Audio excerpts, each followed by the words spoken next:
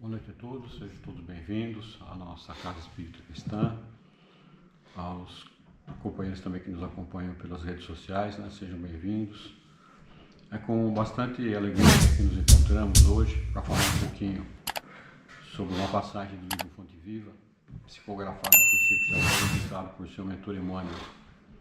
É uma passagem que tem um título bastante sugestivo, o capítulo 90, e tem por título Varonilmente. E para analisar essa passagem, ou para Emmanuel elaborar essa passagem, ele foi buscar inspiração numa passagem de Paulo aos Coríntios, no capítulo da primeira carta, capítulo 16, versículo 13, que diz o seguinte: Vigiai, estáis firmes na fé, portai-vos varonilmente, sede fortes. Todos sabem da dificuldade que o cristianismo encontrou no começo, em seu berço, e Paulo foi um dos grandes divulgadores que levou a mensagem dos ensinamentos de Jesus, a Boa Nova, aos gentios, que eram os povos, não os hebreus, toda a vizinhança, mas que não eram seguidores do farisaísmo ou da cultura judia. E ele se correspondia com todas aquelas regiões, todas aquelas cidades por onde ele passou, ou por onde os apóstolos de Jesus também caminharam, levando a Boa Nova. Então nós sabemos da dificuldade que foram os primeiros anos do cristianismo, por séculos inclusive, as perseguições, o sofrimento, os martírios. Então Paulo escreve isso, Vigiai, estáis firmes na fé, portai-vos varonilmente, com coragem, com destemor e com vigor. Essa é uma reflexão que a gente tem que ter, no caso deles, enfrentar os desafios, as dificuldades, os perigos, sem demonstrar medo ou covardia. Eram virtudes bastante necessárias, e necessitava de pessoas também de uma certa estatura moral para que suportassem essas dificuldades com coragem, como nós temos notícia que os primeiros mártires sofreram. No contexto religioso, portar-se varonilmente tem o sentido de ser heróico, valente e maduro na fé. Então, para começar a sua análise, Emmanuel nos diz o seguinte: essa passagem, embora tenha acontecido há milênios atrás, o Emmanuel nos remete a que ainda hoje existe muita similaridade com essas necessidades, não tão prementes como na época do iniciante cristianismo, mas hoje ainda é necessário que tenhamos os devidos cuidados, a fortaleza moral para levarmos essa mensagem adiante. Então o Emmanuel começa assim também, seguindo a palavra de Paulo. Vigiai na luta comum. Então no nosso dia a dia, no nosso ambiente de trabalho, onde quer que nós nos encontremos, nós devemos estar sempre atentos para não deixarmos que a nossa moral possa ser perturbada. Quer dizer, nós não podemos nos desequilibrar mediante qualquer tipo de situação, provocação. Temos que nos fortalecer através do entendimento, através do estudo, para conquistar essa posição. Permanecei firmes na fé ante a tempestade. Aqui, a tempestade são aquelas situações mais complexas que envolvem a nossa vida. Muitas vezes tem a ver com o nosso passado em outras encarnações. A doutrina espírita nos ensina exatamente isso, Muitas das dificuldades pelas quais nós passamos têm a ver com outras vidas. Em outros momentos que estivemos encarnados, muitas vezes podemos ter cometido alguns erros, algumas falhas. E a doutrina espírita nos mostra claramente isso, que não existe a condenação eterna. Você errou, você está sentenciado a sofrer indefinidamente. Não existe nesse aspecto a eternidade. A eternidade nós entendemos que somos espíritos imortais e temos uma evolução praticamente infinita. Então nós não temos que nos perturbar com relação a isso. Devemos estar sempre atentos para aproveitarmos o melhor das dificuldades pelas quais passamos, né? São lições que vão nos trazer aprendizados. Sede fortes na dor para aguardar a lição de luz, diz Emmanuel. Reveste-se o conselho de Paulo aos Coríntios ainda hoje de surpreendente oportunidade, quer dizer, ainda é oportuno. Tudo aquilo que Paulo ensinou há 2000 anos, o que Jesus ensinou também, hoje é oportuno. Para conquistarmos os valores substanciais da redenção, é imprescindível conservar a fortaleza de ânimo, de quem confia no Senhor e em si mesmo. O que ele diz aqui de redenção? É do retrabalho, de tudo aquilo que nós devemos corrigir, aquilo que não foi bem feito em outras vidas, temos a oportunidade de fazer agora. Eu gostaria de acrescentar ainda uma ressalva, que nem tudo pelo qual a gente passa tem a ver com o passado. Nós aprendemos na doutrina espírita que existem provas e expiações. Expiações é isso, alguma coisa não deu certo em outras vidas, nós retornamos aqui para refazer de novo e refazer melhor. E as provas são situações pelas quais nós podemos nos habilitar a um processo de evolução sem termos cometido erros. Apenas é como um estudante, você vai na escola, aprende e faz um exame. Se você passou no exame, você passa para o próximo grau. No caso do espírito, é uma nova etapa. Se a gente passou por uma prova e foi bem sucedido, nós vamos caminhando na nossa escala evolutiva e vamos crescendo.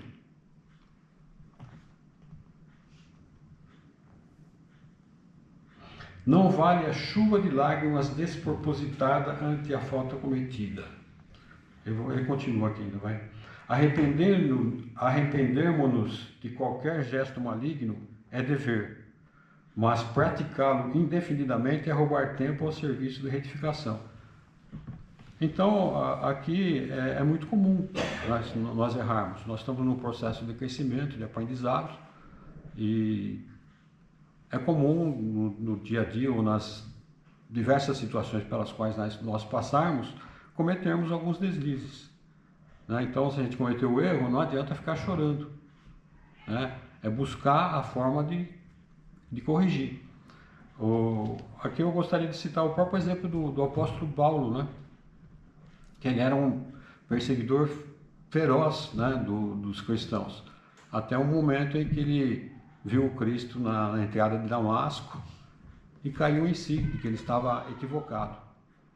E o que ele fez? Ele passou a ser um dos maiores colaboradores do cristianismo a partir de então. Para isso ele precisou de um tempo, né? Quem lê um pouquinho da história no livro Paulo Estevão conta, mas no próprio Evangelho, no Novo Testamento, nós vamos encontrar essa situação que ele viveu isolado no deserto, morando com alguns cristãos no anonimato, porque se ele se revelasse como o Saulo, que até então ele era conhecido como Saulo, ele não ia ter condições de estar habitando com aquelas pessoas, né? Dado o medo ou até o sentimento que as pessoas poderiam ter por ele pelas perseguições, até no caso de morte de Estevão, né? Então, mas ele não ficou chorando, eu errei. Ele foi buscar o caminho da remissão e conseguiu, como todos nós sabemos, né? É certo que o mal deliberado é um crime, todavia o erro impensado é ensinamento valioso, sempre que o homem se inclina aos desígnios do Senhor. Aqui existem duas situações também que a gente pode citar. Nós podemos errar e aprendermos com o erro, como aqui diz, é um ensinamento valioso, mas podemos, se formos espertos o suficiente, para aprendermos com os erros dos outros. Os livros nos mostram isso, às vezes a nossa vida social mesmo mostra isso, através das pessoas, através da imprensa, da mídia, a gente vê uma série de coisas que acontecem que servem de alerta para todos nós. Muitas vezes as pessoas cometem erros inadvertidamente Mas quanto mais nós aprendemos, menos erros nós somos suscetíveis de cometer.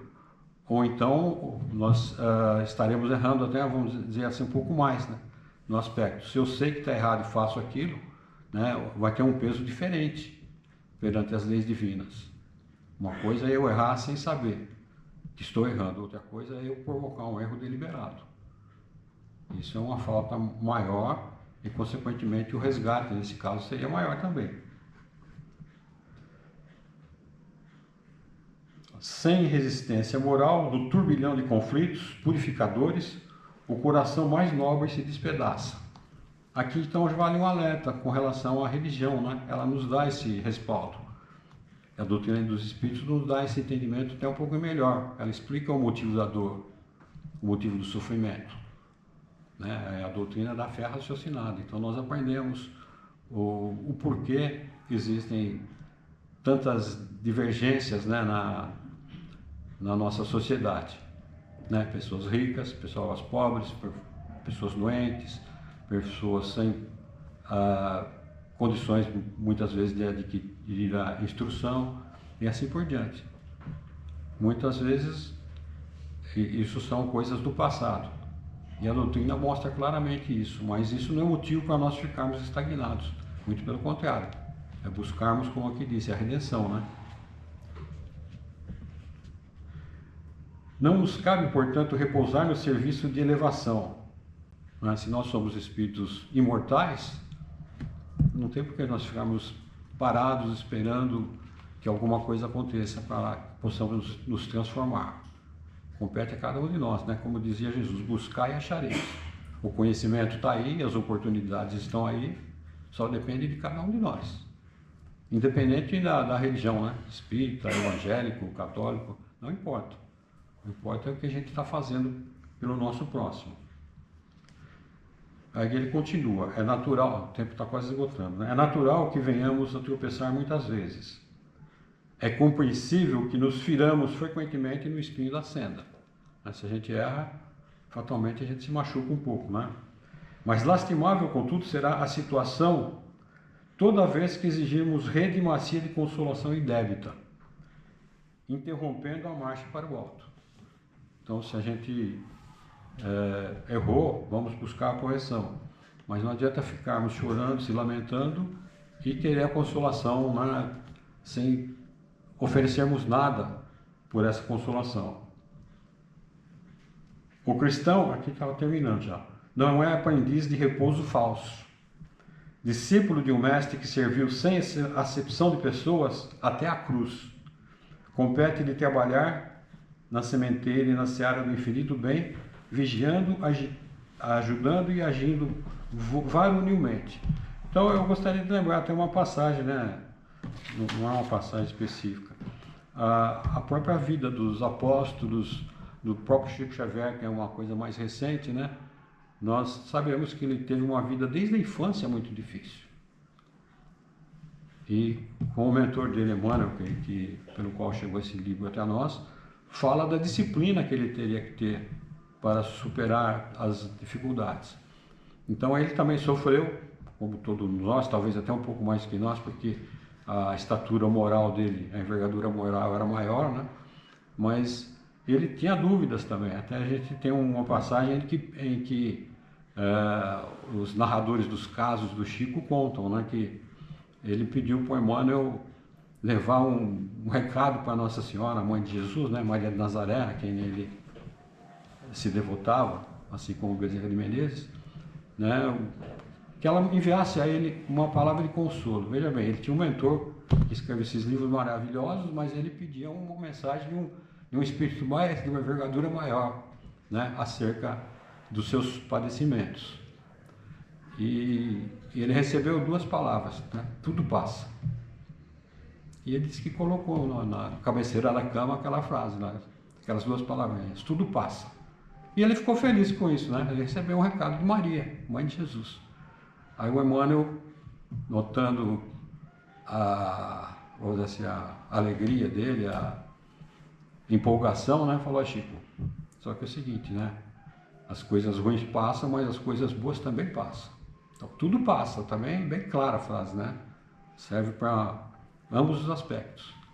Então, se nós estivermos em dificuldades, tenhamos fé que tudo passa.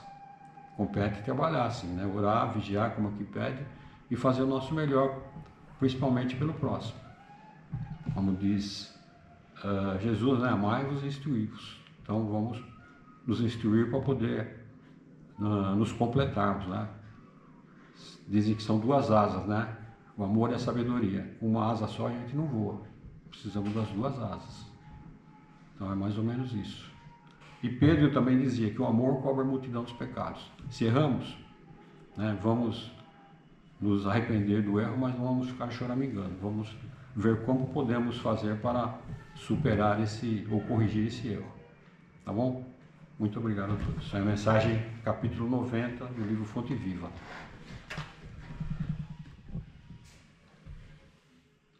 E assim vamos encerrando esse primeiro momento de análise das mensagens que o Plano Maior nos envia através da codificação de Allan Kardec, com a complementação dos trabalhos de Chico Xavier.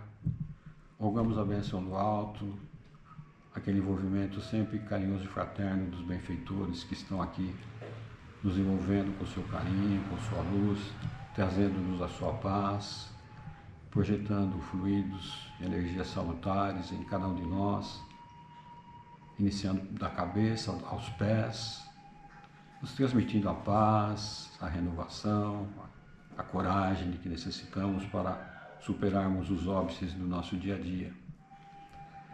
Vamos pedindo aos benfeitores espirituais a fluidificação na água, nos frascos, na entrada dessa nossa casa, que nela possa ser contido todos os elementos sutis tão necessários ao nosso corpo e ao nosso físico, ao nosso espírito. Pedimos que a bênção do alto se faça sobre o nosso Brasil, sobre essa casa de oração, sobre nossa cidade, sobre os nossos amigos, enfim, sobre os nossos vizinhos e também aquelas pessoas que ainda não nos compreendem. Que sejam envolvidos em muita luz, em vibrações de paz, de amor, de equilíbrio. E assim, pedindo a complementação do passe coletivo, para que possamos adentrar a sala de passe e lá recebermos todos aqueles lenitivos tão necessários à harmonia física e espiritual. E pedindo licença para encerrarmos humildemente essa humilde preleção, vamos orando docemente aquela prece cheia de luz e amor que o próprio Jesus veio nos ensinar. Pai nosso que estais nos céus, santificado seja o vosso nome, venha a nós o vosso reino e seja feita a vossa vontade, assim na terra como é no céu. O pão nosso de cada dia nos dai hoje, perdoai as nossas dívidas, assim como nós perdoamos aos nossos devedores. E não nos deixeis cairmos quando em tentações, mas livrai-nos de todo mal, que assim seja. Que assim seja, com as bênçãos e a graça de Deus. Muita paz a todos.